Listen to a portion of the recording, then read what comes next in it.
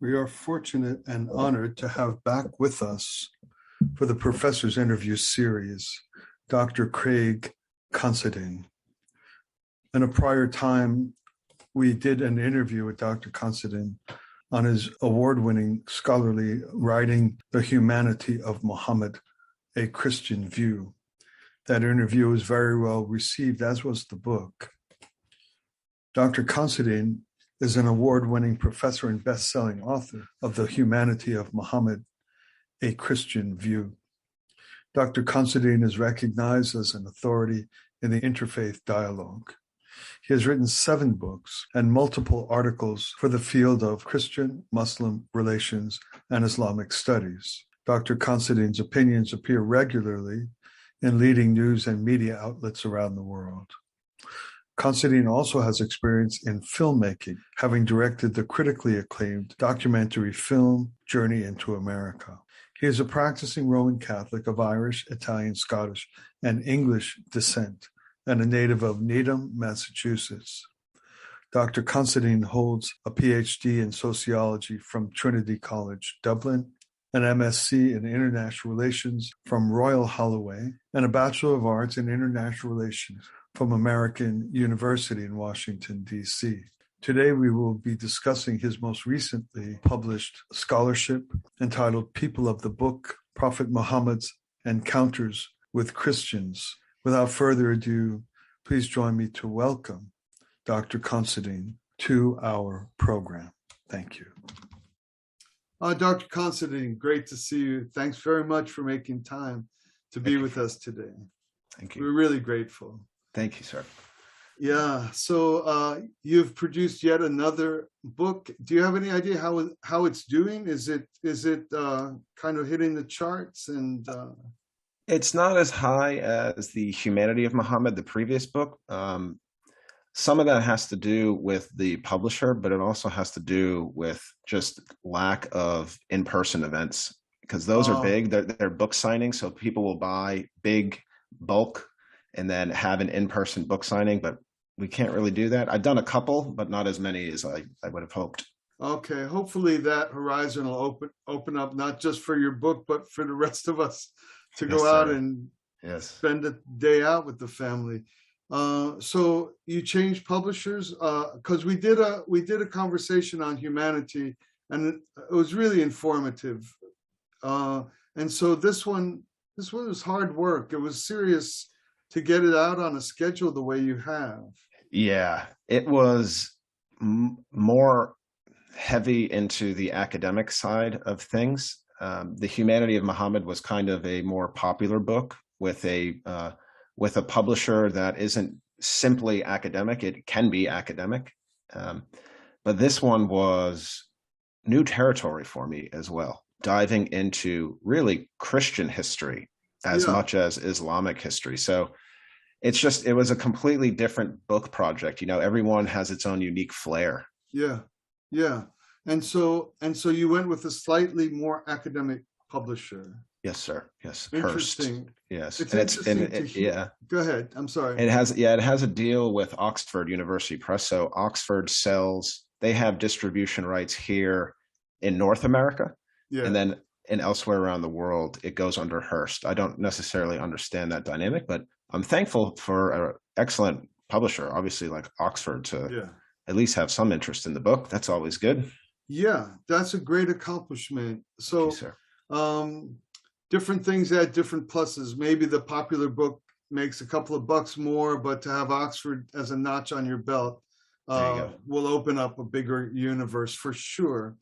Oxford is great on interreligious affairs. They have a lot of huge departments dedicated purely to various bilateral interreligious communities. I've worked with, I can't remember names right now, but they're the Oxford group on Hinduism. It's powerful. I mean, it's mighty in the world of scholarship in that arena. And wishing you a lot of success on the sales and stuff. And it's interesting, we haven't had a chance to speak yet, you and I, but I prepared questions, and even just in this little short chat before I get to my questions, already some of the things have come up, because the book is kind of, it's kind of a hybrid. I feel there is an enormously popular feel to it. Correct? I mean, was that you're trying to have a readership beyond just that kind of narrow academic kind of jousting match? I've been in the academy myself, and it gets very narrow and very intense in there. It but does. The way I read this one, people of the book, it reads, you know, everybody can read it. The guy in the church can read it. The guy who has a new Muslim worker in the office, it reads well enough. And a lot of academic work doesn't. Yeah, and this is something that I consciously and deliberately do. I want to tell a really good story. It's a book, and a book needs to be interesting. It needs to be engaging. It needs to flow. It needs to leave readers kind of a little on edge, like, where is this going? Whereas like an academic article or book, it's like, you know, like it's like overly structured. And yes, it is more intense. There's no doubt, right? Because it's more academic in nature. But I think academics can do a little bit more, and I'm speaking broadly, to make their work more easily digestible in the public realm. Yeah. And I think this is really important because it ultimately gets back on what the academic's aim and goal is. You know, who is the audience? Yeah. I often ask my students about the question of, like, you know, who are you writing for? Who's your audience, or who are you speaking to? Correct. And I'm inspired by other, let's say, more unconventional academics like Karen Armstrong. You know, like, one of the reasons why I loved her books was because they were so well written. It was such a good story, but it was also very well sourced and well cited. So people of the book, like if you go into the notes section, and I'm sure you saw that, Frank, it's huge, probably too big, because I'm like, well, this is really technical. I don't want to shove it in the text because readers are going to be like, what is this? Yeah. What are we getting into? So I just put it in the back, you know? Yeah. Yeah. And you mentioned structure, and that was not in my prepared question, but it is in me that you're blending two things. It's both thematic and chronological, the book, because you start with the prophet, peace be upon him. You start with the prophet as a little baby, kind of meeting a Christian. What does a little baby know from who's a Christian, who's anything, right? It's just whether it's a nice guy or not, or lady or not. And so, and then it goes all the way to his farewell sermon. So it's chronological, but then you have these fantastic thematic breakdowns through 6 or 7 chapters, angels and souls, and so that must have been, it's interesting. I was curious about how, was that hard, or was it fun, or and can you speak to that for a second, about this blending chronology and blending thematic, which are often your options, rarely both? Well, you brought up the term fun, and the writing the book was fun, but it was also difficult. But researching the book was really fun, different. You know, that's when you're reading, you're like, wow, look at all these stories. And, you know, I started obviously documenting the timeline of his life, but I think it was maybe a year into the start of the book where I really had to make a decision. You know, there's a deadline. So I'm thinking in my head, all right, I need to make sure I'm delivering this manuscript when I said I would. So I looked at my text, and I had 18 chapters, very short chapters.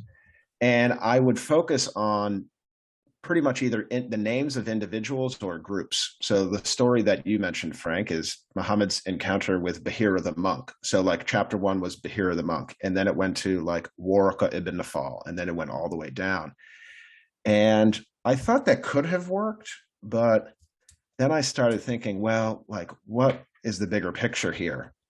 and what are the different phases of his life. So like the 6 or 7 chapters, I can't even remember now how many chapters there are, but it's really parts of his life that I was like, at this point in his life, it's the mystic that comes out.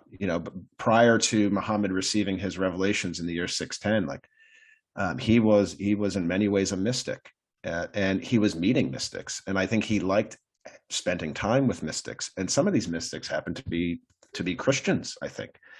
So there was a significant rewrite to blend that chronology and that thematic analysis. Yeah, it's quite a challenge, and I thought you managed it very, very well. Thank you, sir. In a certain way, you're stepping into, like, it's bad enough to try to like walk in the middle of a single big argument, and somehow you manage to walk into like 5 big arguments or something like that. The Christian Trinity, the Christian theological argument, the Muslim historical argument, the textual argument. It's like, I thought it's kind of like a testament to courage in a way, the book itself in a way. Well, I think, that's the power of stories. Like, a really good story is not complicated. And it's like, in many ways, I kind of, it's not that I dumb things down, but I really try to make things as simple as possible. And I think that when you make things simple, it challenges people to think whether it is that simple. Could it be that simple? So yeah, it's a mystery. I don't have the answers as to why I'm potentially able to get a reader thinking about 5 different things at one time. I don't know. I don't deliberately do that. I'll tell you that. I'm not that skillful. But yeah, it goes back to my audience. Like, when you just tell simple stories, it gets a wider group of people thinking about something. Maybe that's what it is. Yeah. Well, what I meant by stepping in a big melee is that the Muslims alone by themselves will be arguing about their own history, not with knives out, but like, there's schools of thought that are just wildly, intensely, not at, I don't want to give it a bad look, but at odds, and they're intensely on opposite sides of a lot of issues, just in a single. Then you go to the Christian theological history, or history of Christian thought, which you cover, and the only reason why you're covering it is to show how it juxtaposes to the prophet's life. Precisely. Yes. But the thing is that while you're on your way to kind of saying, getting the Christian story there as what is it? It's not your point. It's just wanting to show who the prophet is meeting. You're going to have a bunch of Christians yelling and screaming. Those are existing arguments theologically also. Yep. And this is one of the ramifications and consequences of writing about these things. You're going to ruffle feathers. You can't please everyone, as my mom taught me. So this issue of different groups of Christians looking at the text, the book that I wrote, and how I describe some of the Christians that Muhammad interacted with. I really tell the history of Christianity in this book as well. Yes. And essentially what I'm arguing is that the groups of Christians and the individuals, many of the individuals that Muhammad had interacted with, were basically considered by the overwhelming Christian authorities in the world as potential outsiders, or, to put it in starker terms, heretics. So there are Christian leaders who are friends of mine, who are critical of my work, and that's fine, who basically say, like, I've got the Christianity wrong, that I've told the wrong version of Christianity. And therefore, and these are the people, these Christian leaders are those who are increasingly hesitant to see like a blending of Christianity and Islam, because that's what kind of what I'm saying in this book is that, like, you know, some of these Christians and Muhammad basically had the same ideas about the Almighty, about creation and the Creator. And when you put it that way, it's like, hey, these were, you know, brothers in spirit and perhaps even in faith, but they identify themselves as different, perhaps with different categories and identities. You know, that challenges people's fundamental core beliefs. To put this precisely in context, it was how this criticism that I received from another Christian leader, which was done in private, which I really appreciate and respect, rather than doing it publicly. Yeah. And the criticism of my work was that I had misdescribed the relationship between Peter and Paul. And my understanding is that Peter and Paul were cordial, but they had significantly different approaches and beliefs. Yeah. And then this ultimately developed over the course of 3 centuries. And then when we get to 325 with the Council of Nicaea, a lot of stuff happens there. And I talk about this in the book, you know, Yes, and so, yeah, like you know, you're going to get criticism from Christians, you're going to get criticism from Muslims, from all different walks of life. And that's just what it is. And I respect that. If people have criticism of my work, great, but please do it in private. That's always kind, you know, it's very kind to do that. Kind of like the Yelp of the scholar's life. It's Yes, like sir. the poor restaurant is trying to survive, and one guy gets a pickle in the wrong part of his hamburger and destroys the rest. So this is a request, you know, talk to me. I'll try to improve and get it right. Especially if we're friends, you know, especially if, you know, people criticize my work who have never met me in their life, and they create, you know, YouTube videos about how terrible of a scholar and a person I am.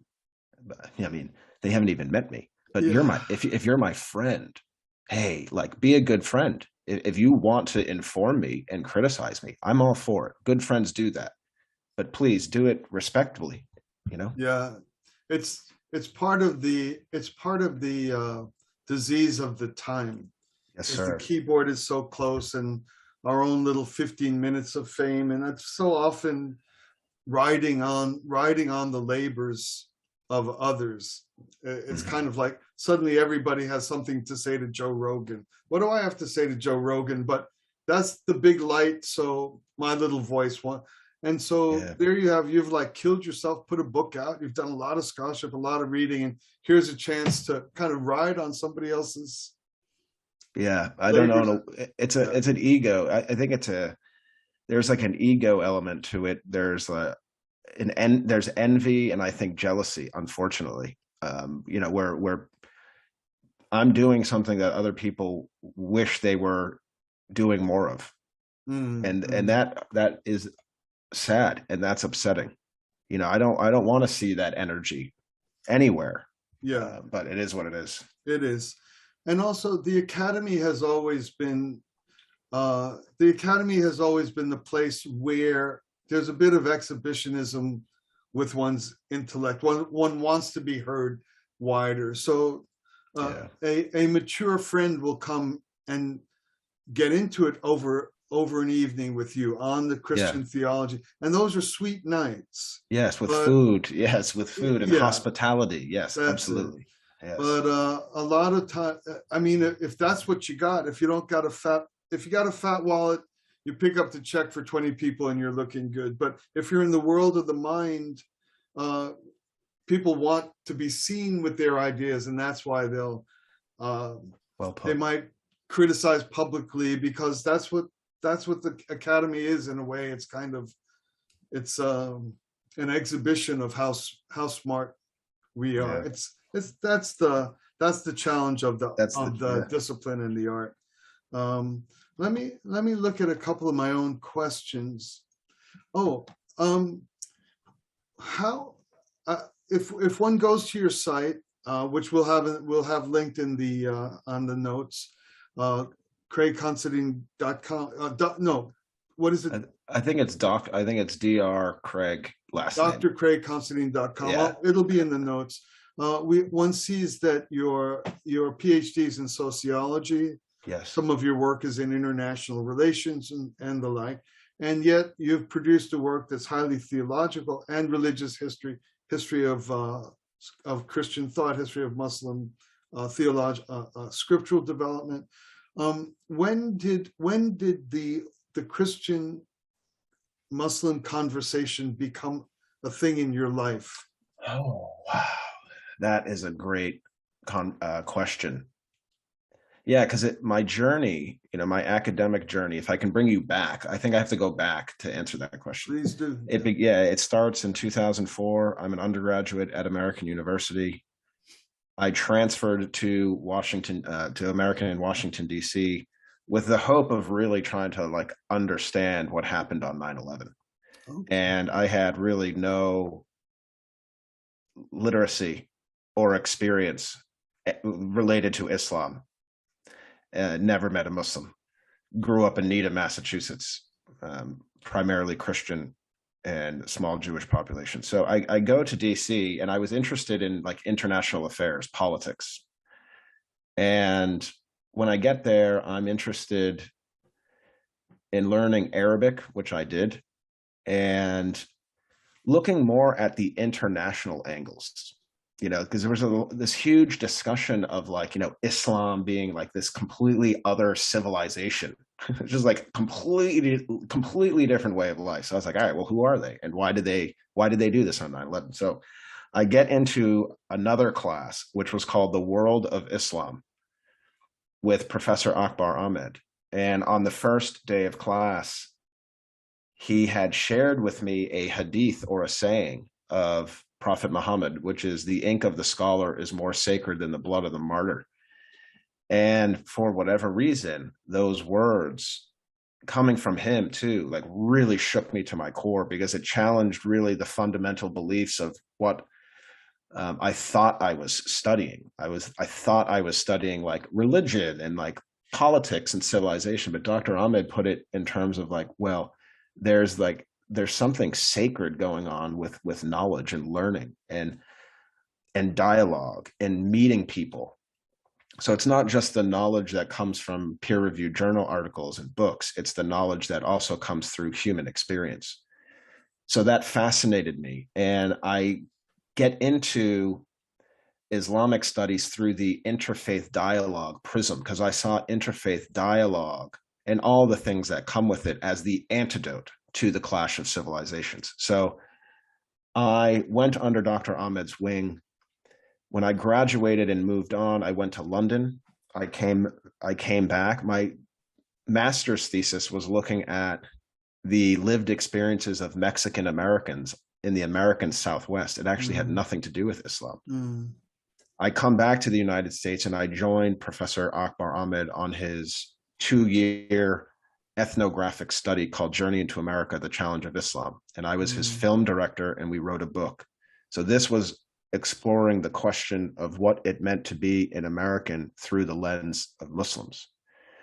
So I did that, still not in Christian. Did you say you were his film director? I was his film director. So there's a YouTube documentary directed by myself, produced by Dr. Ahmed. It's a full-length feature film. It's about 1 hour and 40 minutes. We interviewed Noam Chomsky, Jesse Jackson, Hamza Yusuf. It was actually widely praised as a talkie. It was a low budget film, but we did it.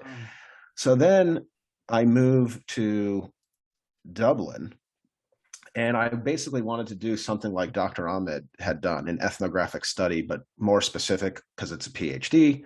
And I focused on a specific group, Pakistanis, that, overwhelmingly kind of Muslim when you think of the overall Pakistani population. So when I was in Dublin, this is where the Christian Muslim thing comes in. It was while I was in Dublin that I got a hold of John Andrew Morrow's book, The Covenants of the Prophet Muhammad. And for me, this book and the content of it was, again, the antidote to the clash of civilizations. because ISIS, when this book came out, ISIS was doing its thing, and there was a lot of stuff happening in the world which was not good. So then I just became really interested in the life of Prophet Muhammad. So this was like 2014. I really didn't study Prophet Muhammad's life up until then. And then I just kind of really, the further I got into it, the more I saw value in it. Not only, you know, personally and spiritually, but also more of like the academic, like public need. Like this is a service. Like these covenants and these books that I'm reading need to be shared out into the public. And that's basically what I've been trying to do, just bringing more knowledge into the public sphere and to shed light on these wonderful stories that have been documented of Muhammad's encounters with Christians as an antidote, you know, to the clash. So it's been quite a journey. Yeah, it's an incredible story. Your encounter with Akbar, what's his name again? Ahmed, the professor that you made the film with. It's Akbar, yeah, Akbar Ahmed. Ahmed, and yes, he's Ahmed, at yes. what university? He's at what university? American in DC. Okay, and you American University. I'm sorry. American University. Yeah, and you were doing a master's degree there. I did my undergraduate there. Undergraduate. And then I went to University of London to study international relations, and I actually focused on more sociological issues, integration with Mexican American identity. And miraculously, my wife ends up somehow being mixed up in that subject, which is interesting. Yeah. And so, do you remain in contact with Professor Ahmed? Yes, we do. The last time I spoke with Dr. Ahmed was after my Newsweek article that came out. So this is about a year and a half ago. And he had messaged me just saying that he was proud of what I was able to succinctly write about in that Newsweek article. Because this Newsweek article went kind of viral, you know. It's a Newsweek, so the world knows about Newsweek. And people were just shocked to see an article from someone like me talking about COVID and Prophet Muhammad's recommendations on tackling it. So he reached out to me and just said he was proud of me. And I wrote him back and just said, you know, he is like, it's like a divine presence for me. It was like an angel that came and guided me. And it was meant to be. Like God linked me with Dr. Ahmed and was just like, believe this teacher, believe in this person. And that's what I did. You know, I put my faith and my trust in Dr. Ahmed, and it did some amazing things, I think, you know. Yeah, he's a very important person in American culture. Oh, yeah. Especially after 9/11. He's highly influential and has a very big footprint in Washington, D.C. Especially interfaith, you know, the interfaith realm. I mean, he's an award-winning professor. After 9/11, he had just got there, and then 9/11 happened, and then you know, for him, that was his mission. The Creator put him there to ease the pain that the country experienced. It's really true. As I'm listening to you, I'm going to have to collect all the links to all the things you reference, the video, the Newsweek article. So we'll have everything there for our hearers to go listen and watch. Why were you so capable at filmmaking? Was this a lifelong hobby, or how did that? I was capable because of my enthusiasm and my ability to work hard, because it was very hard, but I had faith in what it could be. I had absolutely no experience ever at filmmaking. I was 22, and we had a small research team of 4 other assistants that traveled around the country with Dr. Ahmed. And basically he's like, I want to make a documentary. I don't want Al Jazeera or BBC following us with a huge crew because it'll be overwhelming. And he really wanted it to be like ethnographic, anthropological. Yeah. So, he was like, well, we're going to do it. And then we just kind of looked around, and there were, everyone had their own task, and I was just the wild card. And he was just like, do you want to do it? I was like, absolutely. I'll do anything. I'll do anything for this team. I believe in this team. I believe in this mission. And that's what I did. And obviously, Frank, like, I messed up a bunch. And thankfully, Dr. Ahmed knew I was a complete amateur. Like I lost data, we had so much footage, right? So I would film it. We would get home to the hotel, and I would have to clear the camera and the SIM card to make more space. And we had this big clunky hard drive backup. This is like 2008. And like things just got lost. Like things were rewriting themselves. Like I had no idea what I was doing. And thankfully, but we had enough to make this documentary. There's also a YouTube channel that has I think there's like 58 videos on there. So I would make these short documentaries. So as we were in the field, I would go home to my hotel room. We had all this footage, and I would put together, 5-10 minute short documentaries on the people we met. And then at the end, we made it a documentary. Where I edited it, actually, I edited it at Roosevelt Island in New York City. Yeah. So yeah, that's the last month of this book project. I was sitting with Robert Krupka, who's a film editor, and we would meet in his office every day, and I was just living on someone's couch. My best buddy, Mark, I was living on his couch for like 2 weeks in Manhattan. So every morning I would get up, I would take that big trolley thing over Roosevelt Island to make my big, my big super budget documentary. Isn't that fantastic? It's just fantastic. Like it's a small world indeed. I always cycled over the 59th Street Bridge. So if I had a flat tire, I might have ended up in the middle of your editing suite. It could have happened. We don't even have the memory for it. It could have happened. Who knows? Yeah, isn't that fantastic? Yeah. I think my next question, I just want to take a look. Well, I was going to ask why you wrote this particular book, but I think we heard that in a way. Yeah, I can add one thing. I can between. I think there must be more, but somehow the 9/11 hit you very hard, and then you come under the light of this Iranic visionary, Professor Ahmed, and that blended into somehow an extension of a persistent work in your life for bringing greater harmony among these two massive cultural spheres, the biggest that's ever existed in history. I think that maybe Alexandria time, I don't know, but never two side by side like that. And but anyway, this particular book, does it have a special strategic or tactical part of the flow, or? Yeah, it does.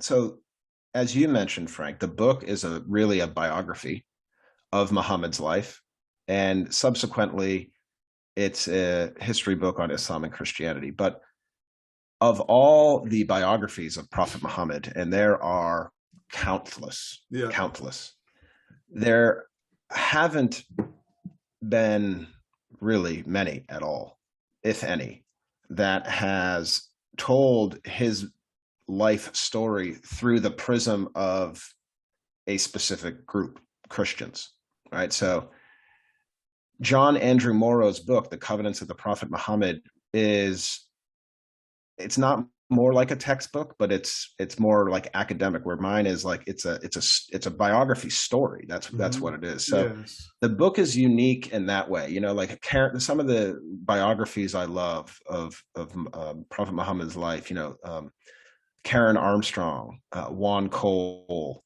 Martin Lings, and so on and so forth. They all have their own angles to it. Juan Cole looked at it through the prism of civilizations, so he looked at Muhammad's life story through the Byzantine Empire and the Persian Empire. So my angle was just Christians specifically. And then the other angle is that I am I guess by profession, by title, a sociologist. And there haven't been many sociologists writing about Mm. Prophet Muhammad's life. Obviously, it's a relatively new discipline, even though they trace it back to Ibn Khaldun. But I look at it through the prism of these angles, cross-cultural navigation, racial equality, religious pluralism, civic nation building. Like those are all kind of secular terms too. So like I take the religion not out of it. Obviously, if you read the book, it's heavy Yeah, on theology and religion, there's a but lot of theology. it kind of in some instances it centers kind of sociological theory, and I think that's a contribution to Mm. Mm. the body of literature on Muhammad's life. Excellent. That's very, very illuminating. As I've already read it, it helps me think back on what I've read with more light. You mentioned a number of important Western scholars who've written biographies of Muhammad. You mentioned Karen Armstrong, Professor Ling, etc. Do you know, and here for you too, now you've introduced yet another prism, as you just said, a prism through which to look at the life of the Prophet. Do you know of these people you mentioned, and now you're in the bowl as well? Do believing Muslims, and especially those that have some responsibility for kind of orthodoxy of some sort, either out of Al-Azhar or are any of the Western biographies very well received or regarded as like, for example, Karen Armstrong's biography, is that understood to be, wow, you've got us, you do him well? And Yeah, good. That's a really good question, and it reminds me of a article that has yet to be published that I read on a recent flight to, where was I? California, I think. This peer-reviewed journal article was a history of the biographies of Muhammad. So it goes all the way back, and then it brings us up to the current, and then it had a component to it, this article of like the Western body of knowledge, the Western literature. So here's what I think. Yes, to answer your question succinctly, there are like Western articles or Western writers that are well received. So I had just read an article that is yet to be published, but it's a peer-reviewed journal article which is focusing on the history of Prophet Muhammad's biographies, and it has a component to it that looks at the kind of Western contribution to the body of knowledge. And this article actually brought up the same people that I had just brought up: Karen Armstrong, Juan Cole, Martin Lings, William Montgomery Watt of the University of Edinburgh. So there are certainly Western perspectives coming from Western scholars, if I could say that are highly regarded and reputable, for sure.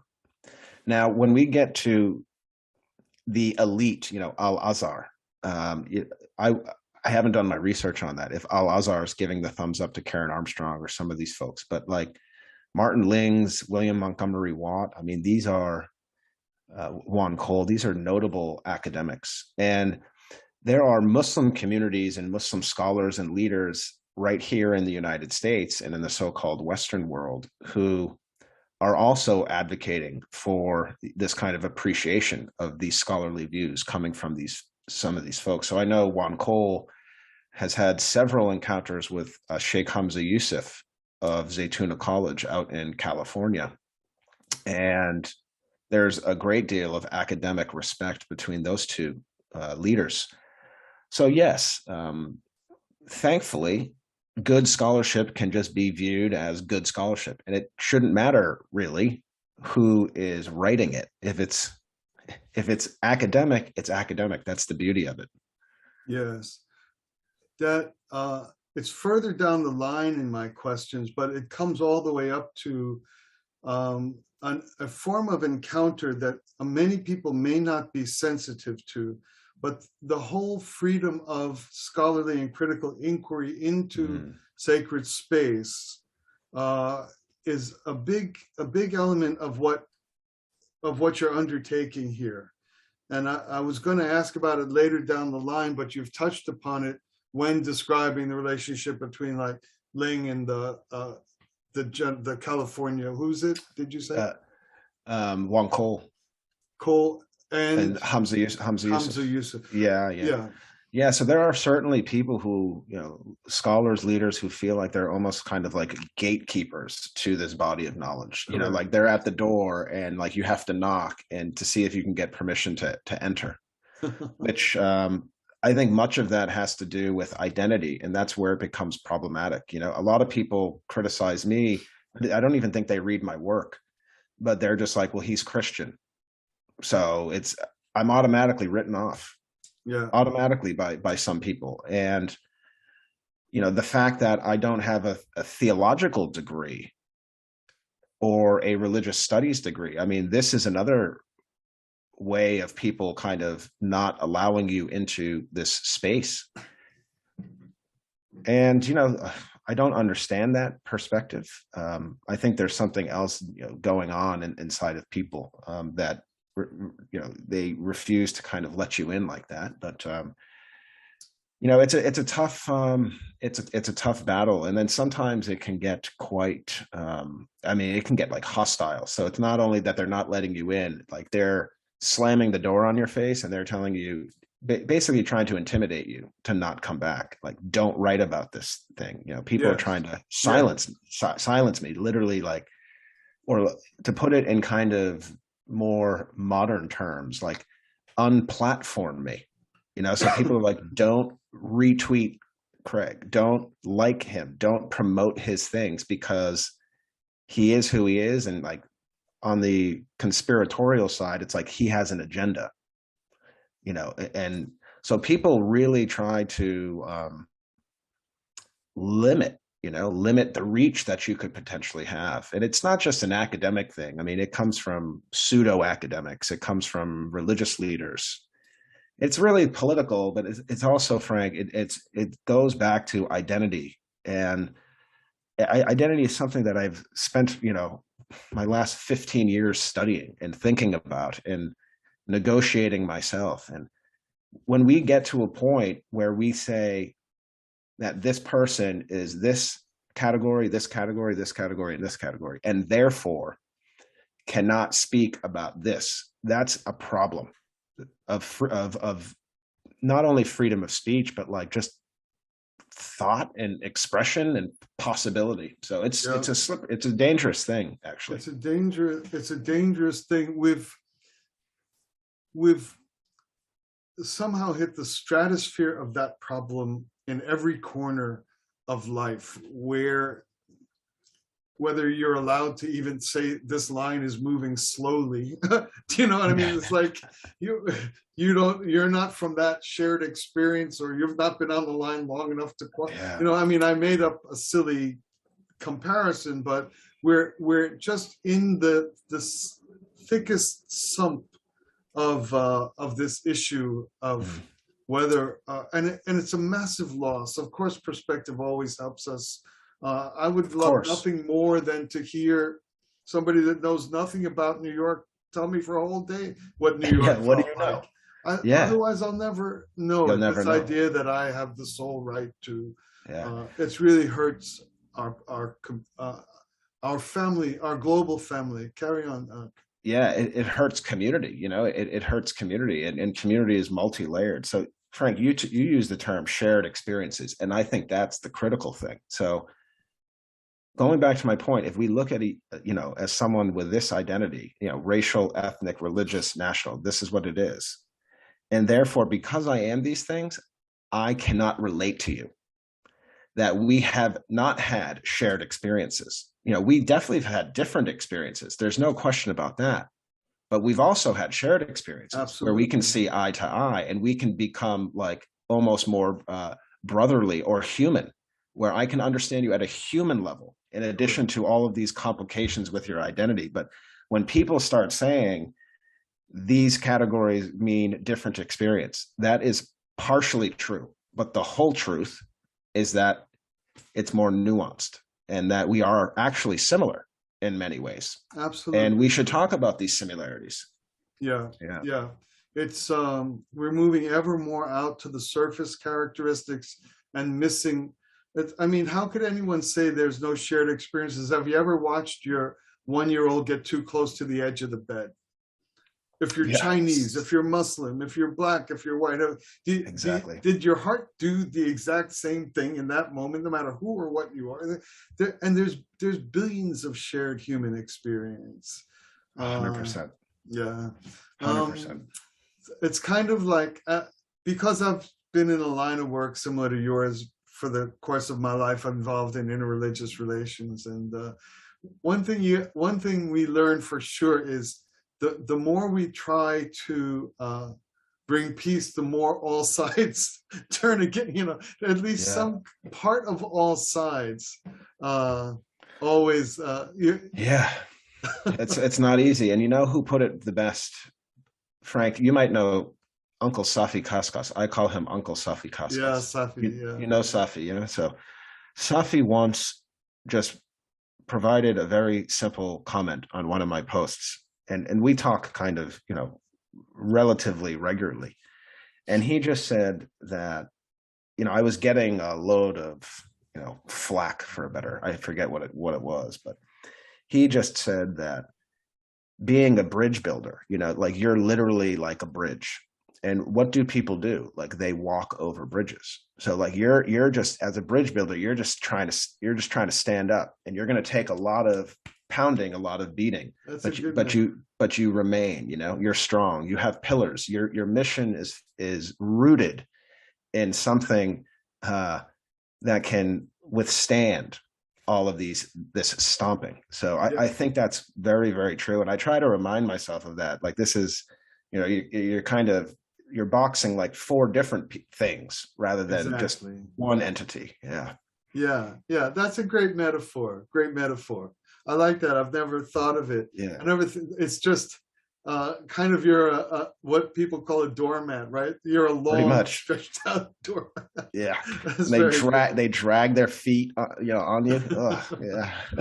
Or trucks. Yes. Yeah. Let me see if I have one more question, and then we'll continue on another session. And thanks for before this conversation, I asked if we could make it twice because there's a tremendous 100%. Amount. 100%. This has been very rich. Let me just get to one other question. Okay. This is from afar. You've struck me as somehow managing well, writing and deadlines, and it's hard for people. You're a family man. You have a new family, and you're not a careless family man. You're deeply care. The time with your wife and your daughters is important. You're not like the guy that comes home at 11 o'clock at night. And yet somehow you make these deadlines. Another thing about the contemporary situation is there's an incessant flood of information, and our mind leaps at it, and we want to write a short thing, or we want to have a quick call, or the flood of life against a sustained project like writing a beautiful book like you've just created.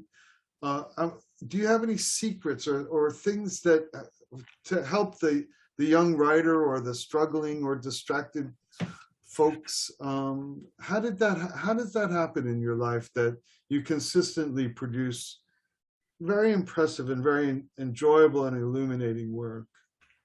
Well, first, thank you for those very kind words, Frank. I think there's a couple secret, ingredients. The first is quite big picture.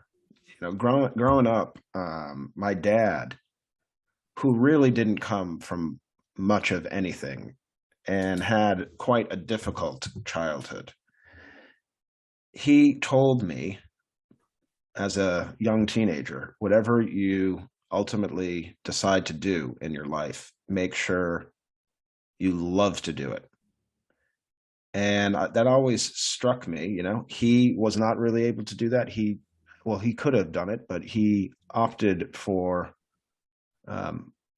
more financial things. And I was more about, well, how can I, what do I love to do? And it ultimately became this passion of learning and knowledge, and the possibilities that can come out of scholarship. So I have deep passion for what I do. I have a lot of passion, and I love doing it. I find it challenging. It's enriching, and ultimately, I believe in it.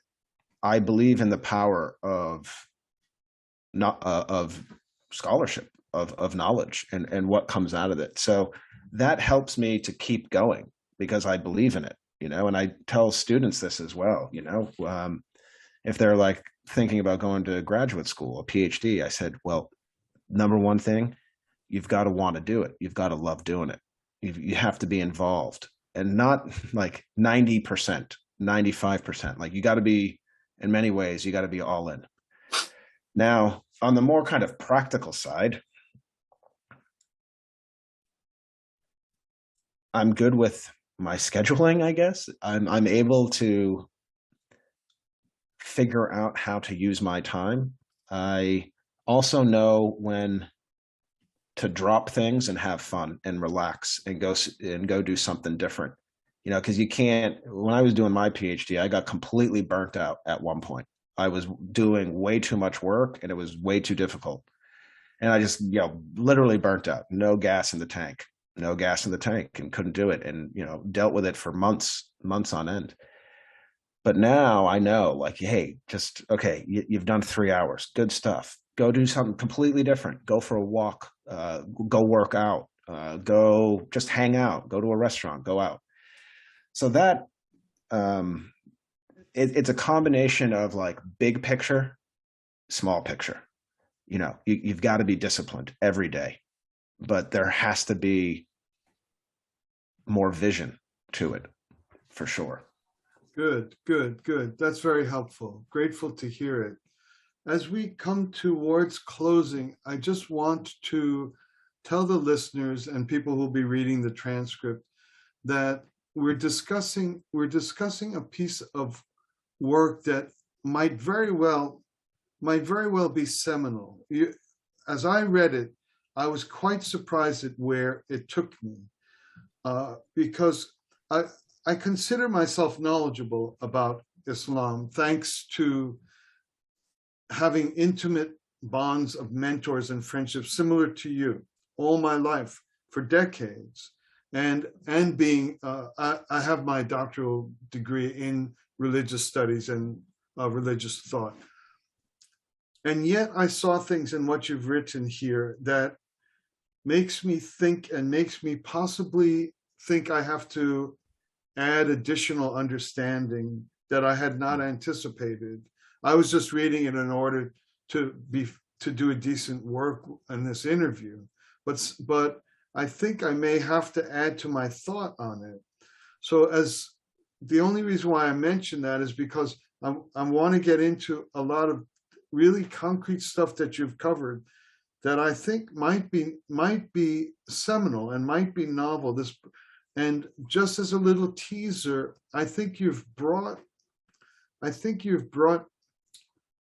the theological and philosophical essence of what Islam is and the Christianity into which, or that surrounded it in its arising, far closer than others may have noticed before.